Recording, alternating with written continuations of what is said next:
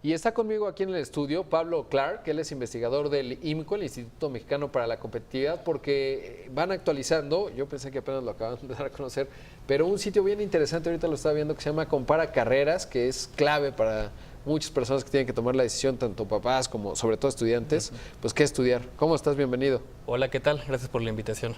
Oye, pues ¿de qué se trata? Porque yo había visto, y eso quisiera comenzar por ahí, Pablo, estaba el Observatorio Laboral de la Secretaría del Trabajo y Previsión Social, y ese es el que yo tenía como referente para ver pues, cómo le va una carrera. ¿Cuál es la diferencia con el que ustedes vienen publicando ya desde hace un tiempo? Son similares en el sentido que obtenemos los datos de la misma fuente que el Observatorio Laboral. Son datos de una encuesta del INEGI, porque la única fuente de información que hay sobre estudios, sobre cómo le va a los egresados. Sobre todo a nivel nacional y tal, ¿no? Exacto. Y esa falta de información es de hecho una de las cosas que nosotros resaltamos en ese estudio. En cuanto a las diferencias, ya aunque usemos la misma información que tenemos con el Observatorio Laboral, tienen mucho que ver con la metodología que usamos. Nosotros tenemos ya varios años haciendo este estudio, la hemos ido mejorando para que los datos, en especial los datos de salario, de cuánto ganan los profesionistas, sean más exactos y más precisos. Sí, porque si promedias, por ejemplo, vamos a pensar un ingeniero industrial, pero que vive en Quintana Roo, y lo promedias con el que vive en Campeche y en la Ciudad de México y el de Monterrey, pues el promedio te va a dar un número, pero no estoy seguro que eso te permita tomar una buena decisión en función de dónde estás. Exacto, sí. O sea, y esa es una gran dificultad, ¿no? O si es escuela pública o privada, ¿no? No es lo mismo el Instituto Patrulla, digo, sin querer ser despectivo, que pues la UNAM o que el Poli, digamos en una ingeniería o que el TEC, etcétera, sí. Varía bastante, ¿no? Varía muchísimo, no solo en la calidad de la formación que tiene, sino también en el costo. Claro. Sí, imagínate qué diferencia hay entre estudiar en una universidad privada de élite con una universidad estatal pequeña. ¿Qué detectan? Porque lo que tenemos más o menos mapeado desde hace bastantes años es las ciencias y humanidades no les van necesariamente muy bien, tienen sobreabundancia de estudiantes de comunicación, etcétera. Carreras muy específicas como ingeniero químico les suele ir muy bien. Ahora ingenieros de datos o todo lo que tiene que ver con, pues suelen estar, de hecho no hay muchos y entonces eso quiere decir que se los pelean, ya no digas en México, en el mundo. ¿Qué han hallado en esta actualización? Bueno, encontramos justo eso, ¿no? Los que tienen los mejores salarios en México siguen siendo los ingenieros y los que trabajan en carreras que tienen que ver con la construcción. Entonces incluye también, por ejemplo, los arquitectos.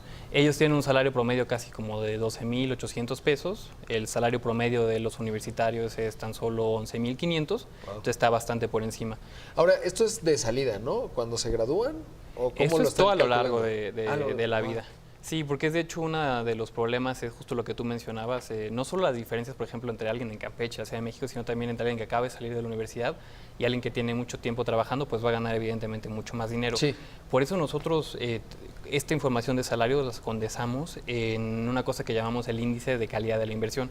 Este índice de calidad de la inversión resume cuánto ganan, cuánto te cuesta la carrera y también qué tan probable es que termines trabajando en el sector informal, que no encuentres empleo, que te desanimes y dejes de buscar empleo. Entonces, con esos criterios hacemos una comparación, catalogamos a las carreras como excelente inversión, buena inversión, insegura o muy insegura, justamente para que sea más fácil el comparar las carreras y no tengas que fijar solo en el salario, que a veces pues la interpretación es difícil. Es difícil. Qué interesante. ¿Cuál sale como buena inversión?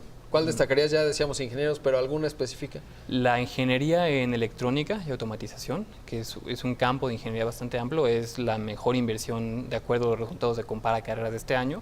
Tiene un salario promedio bastante elevado, cerca de 15,000 pesos al mes, pero tiene también una tasa de desempleo muy bajo y una tasa de informalidad muy baja. Por eso es que es una inversión tan buena. Y de las que salen muy... Bueno, ya decía ciencias de la comunicación, veía también medios audiovisuales y esas cosas, ¿no?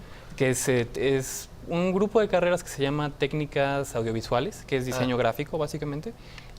Tiene ya varios años que lamentablemente aparece como una de las carreras como inversión insegura, porque tiene un salario promedio muy bajo, solo poco más de 8,000 pesos al mes, pero tiene una tasa de informalidad gigantesca. Casi la mitad de la gente que estudió diseño gráfico trabaja en el sector informal. Ahora, hay un fenómeno bien interesante que no lo mencionan en el estudio, bueno, hasta donde alcancé a ver, pero es pues la pertinencia, porque uno ve ciertas universidades que son, digamos, no sé cómo decirlo, pequeñas, que están centradas más bien en hacer dinero para los dueños, que brindar una educación y suelen ofrecer carreras que son muy fáciles, ¿no?